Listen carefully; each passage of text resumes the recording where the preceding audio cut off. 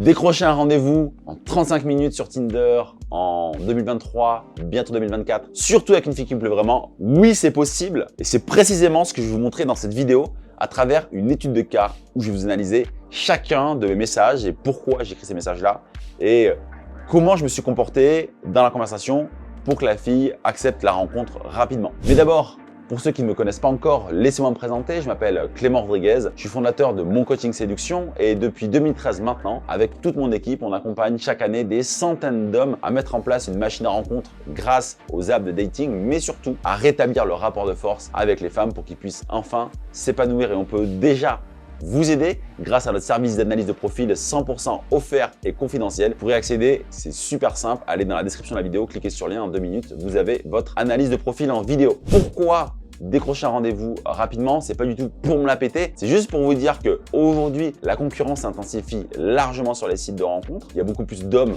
que de femmes et c'est super important de sortir du lot et de démarquer la concurrence. Et beaucoup d'hommes se concentrent sur leur profil, ok, mais il est tout au plus, voire bien plus important de se concentrer sur la conversation pour avoir un taux de conversion match-rencontre plus élevé. Comme ça, si vous avez juste 5, 6, 7 matchs par semaine, mais que vous avez à convertir entre 50 et 70% de vos matchs en rencontre, alors vous aurez beaucoup plus de rendez-vous que ce que vous en avez besoin. Allez, rentrons dans l'étude de cas de suite. Voyons voir cette discussion. Comment j'ai commencé cette discussion Tinder? Bon, déjà, je remets du contexte. Je match avec elle, on est un jeudi soir. Il pleut, on est presque en hiver et du coup c'est le moment où les filles sont vraiment actives sur Tinder. Je dois recevoir la notification vers 22h55, je lui écris un message. Je fais un message tout simple, son prénom, plus tu devrais déjà être au lit. C'est quoi ce premier message? C'est un premier message qui est finalement contextuel. J'utilise le contexte, genre il est presque 23h, qu'est-ce que tu fous sur Tinder? Je l'invective gentiment, je la taquine gentiment, et là elle me répond tout simplement haha, il est encore tôt. Faire des messages contextuels, faire des premiers messages Tinder contextuels, c'est super efficace pour avoir l'attention de la fille. Si j'avais dû en faire un autre contextuel et que si j'avais matché par exemple avec elle un midi où j'étais en train de déj au restaurant, j'aurais pu lui dire un truc du style écoute, je suis au restaurant, je vais bientôt choisir mon dessert, j'hésite entre le tiramisu et le fondant au chocolat, tu me dirais de prendre quoi? Voilà notre message qui pourrait être aussi contextuel. Voilà, je vous invite vraiment à écrire des premiers messages qui sont contextuels, ça change de ce que font d'habitude les autres mecs. Donc classique, début de conversation classique. Elle me répond haha, il est encore tôt. Je lui dis je suis presque au fond de mon lit. Il n'y a pas du tout, on va dire, d'envie de sexualiser quand j'écris ça. Je décris juste la situation. Donc là, elle me traite de poule. Je dis toi t'es dans une nuit. Elle traite de chauve-souris. Haha. Bon, là, le début de la conversation, en fait, il n'y a rien de fou. On va dire c'est plutôt classique. On s'envoie quelques scuds, mais ultra gentils. On se taquine. Il n'y a rien d'extraordinaire. Et ensuite, ce qu'il faut savoir, c'est que dans une conversation, la personne qui pose la question, c'est la personne qui a le lead. C'est pour ça qu'à un moment, je lui dis, pour avancer dans la conversation, je vais te poser une question super banale, est-ce que je peux? Elle me dit, je t'écoute. Pourquoi je fais ça? C'est que je la prépare à la question. Plutôt que lui dire, t'attends quoi de Tinder? Parce qu'en fait, elle avait marqué dans sa recherche, je ne sais pas trop. Que j'attends Tinder et donc là je lui dire t'attends quoi de Tinder et je fais un peu donc je prépare à la question, je vais te poser une question super banale, je peux, pour pas qu'elle se dise ouais cette question que si je ne la prépare pas elle se dise ouais cette question est trop banale, j'arrête de répondre à ce mec là. Elle me dit je t'écoute, je lui dis qu'attends-tu de Kinder? Bon c'est une idée que j'ai eue quand j'ai écrit le message, je trouvais ça assez drôle. Tinder pardon, correcteur automatique. Ok, ça c'est un peu une petite technique que vous pourrez réutiliser, ça l'a fait rigoler. Elle me dit bah, faire des rencontres, pas de plan de cul, lol et toi. Bon, sa réponse est assez classique. Je dis moi, et ce que j'aime bien quand regardez dans la façon dont j'écris, en fait, je mets du rythme. Quand elle me demande et toi, je dis moi point d'interrogation. C'est un peu comme si j'avais un échange verbal avec elle. C'est assez intéressant pour capter l'attention de la fille, de mettre du rythme dans vos conversations, de jouer avec la ponctuation, de jouer avec la longueur de vos messages et tout ça. Je dis bah boire un verre autour d'une discussion intéressante, si ça fit tant mieux on se revoit, tant qu'on a envie de se revoir. Je dis pas que je veux un truc sérieux, je dis pas que je veux un plan d'un soir, je suis pas non plus trop évasif.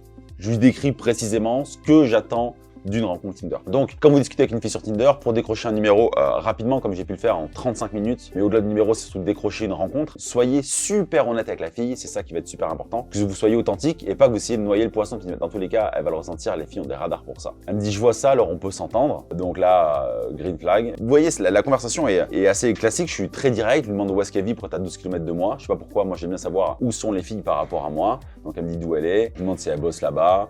Pourquoi? Parce que en fait, j'aime bien, moi, savoir savoir ce que font les filles dans la vie, tout simplement. Ça me donne en fait des éléments sur elles. Typiquement, si elle fait rien de sa vie, je pense que je continuerai pas la conversation.